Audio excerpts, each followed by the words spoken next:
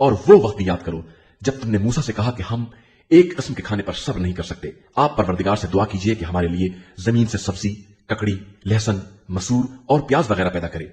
मूसा ने तुम्हें समझाया कि क्या बेहतरीन नेमतों के बदले मामूली नेमत लेना चाहते हो? तो जाओ किसी शहर में उतर पड़ो, वहां ये सब कुछ मिल जाएगा। अब इन पर जिल्लत और मोहताजी की मार पड़ गई और वो गजब इलाही में गिरफ्तार हो गए। ये सब इसलिए हुआ कि ये लोग आयात इलाही का इनकार करते थे और नाहक अंबियाए खुदा को कत्ल कर दिया करते थे, इसलिए कि ये सब नाफरमान थे और जुल्म किया करते थे।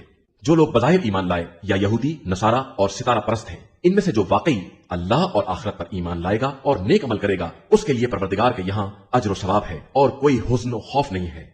और उस वक्त को याद करो जब हमने तुमसे तौरेत पर अमल करने का अहद लिया और तुम्हारे सरों पर कोहे तूर को लटका दिया कि अब तौरेत को मजबूती से पकड़ो और जो कुछ इसमें है इसे याद रखो, शायद इस तरह परहेजगार बन जाओ।